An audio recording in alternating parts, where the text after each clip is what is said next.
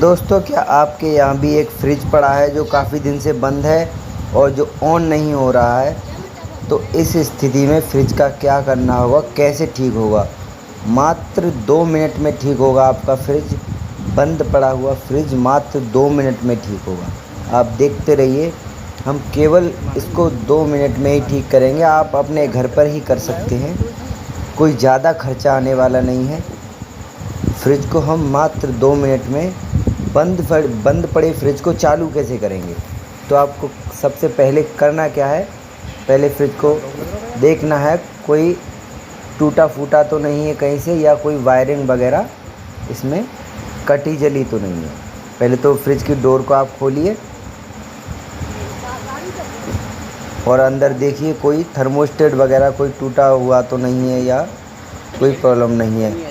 ठीक है, जब आपको कंफर्म हो जाए कि कोई प्रॉब्लम नहीं है, हमारा कोई भी पार्ट डिफेक्टिव नहीं है, तो उस स्थिति में फ्रिज को क्या करना, आपको पहले डोर को बंद कीजिए और बैक साइड में चले जाइए। पीछे के बैक साइड में आने के बाद नीचे कंप्रेसर पे जाइए। आप कंप्रेसर पे जो साइड में आपको कंप्रेसर के पास में सफ़ेद डिब्बी दिख रही है, उसको स्क्रू ड्राइवर से खोलिए। अभी आपको दिखाते हैं, देखिए ये जो कंप्रेसर है, ये साइड में सफ़ेद डिब्बी लगी हुई है, ये इसका कैप, इसे खोलिए और इसके अंदर अभी आपको ये देखिए, आपको इसमें रिले OLP लगी हुई है। इसमें एक रिले और एक ओवरलोड प्रोटेक्टर होता है, तो इन दोनों को आप निकाल लीजिए। पहले इनको निकाल लीजिए। ये हमने निकाल कर अलग कर लिए हैं और अब इसमें आप बिजली की सप्लाई दीजिए।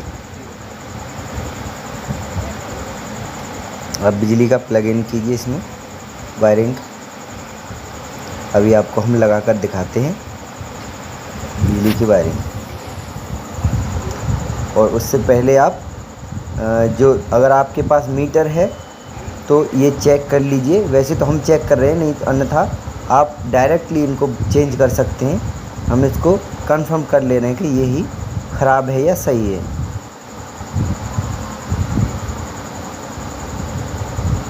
तो इनको हम अभी चेक कर लेंगे। और दोस्तों, अगर आप हमारे चैनल पे नए हैं तो हम आपके जानकारी को बढ़ाने के लिए ऐसे वीडियोस लाते रहते हैं, तो प्लीज़ हमारे चैनल को सब्सक्राइब ज़रूर कर लीजिएगा और घंटी का बटन ज़रूर दबा दें, जिससे कि हमारे आने वाली वीडियो आपको सबसे पहले मिल सके। तो दोस्तों, इसके लिए आपको, और कंप्रेसर को भी हम चेक कर लेंगे, करंट तो नहीं आ रहा है कहीं। अगर आपके पास मीटर नहीं है तो एक आप 100 वाट के बल्ब की सीरीज से भी चेक कर सकते हैं। सीरीज को एक जो कंप्रेसर की जो खुंटी है उस पे लगाना है पॉइंट पे, और एक कहीं भी कैबिनेट पे लगा सकते हैं। इससे आपको कंप्रेसर की शॉर्टिंग पता चल जाएगी, कंप्रेसर कहीं शॉर्ट तो नहीं, ख़राब नहीं है। ये कंफर्म हो चुका है कि इसका कंप्रेसर ओके है, एकदम शॉर्ट नहीं है, करंट नहीं आ रहा है फ्रिज में, कैबिनेट में करंट नहीं आएगा, ये कंफर्म हो चुका है। तो आगे का प्रोसेस आपको क्या करना है, इसमें ये जो ओवरलोड और रिले जो लगी हुई है, जो हम बता रहे हैं, इनको आपको अलग निकाल लेना है और देख लेना है कौन से किस साइड में इसका प्लग जो है लगा हुआ है, स्विच जो कनेक्टर जो है किस साइड में रिले का लगा हुआ है, उसी साइड में आपको नया रिले और नया रिले लगा देना है। जैसे कनेक्शन पुराने में से निकाले उसी प्रकार से आप नए रिले में लगा दीजिए। और एक ओवरलोड जो प्रोटेक्टर होता है उसको भी आप, उसमें एक ही कनेक्टर होता है, तो वो सही की सही लग जाएगा और आप नए रिप्लेस कर दीजिए। ये हमने इसमें नए रिप्लेस कर दिए हैं रिले और ओवरलोड। तो इनको आप आसानी से ऐसे करके लगा देने हैं आपको। अब आपको क्या करना है, फ्रिज का जो है वायर लगाना है। अगर आपका वैसे तो हम इसे अभी डायरेक्ट करके ऐसे चला रहे हैं, मगर ये हानिकारक है, ऐसे आपको नहीं चलाना है। आपको जो बिजली का बोर्ड है उसमें ही प्लग को इन करना है, क्योंकि यहाँ पे बोर्ड वगैरह नहीं है, तो हम जो है इसको आपको डायरेक्ट ही ऐसे चला के दिखा रहे हैं वायर लगा के। और इसमें हम क्लैम मीटर भी लगा लेंगे, जिससे हमें पता चल जाएगा हमारा फ्रिज कंप्रेसर जो है कितने एम्पियर ले रहा है, गैस वैस है या नहीं है, या कोई प्रॉब्लम तो नहीं है।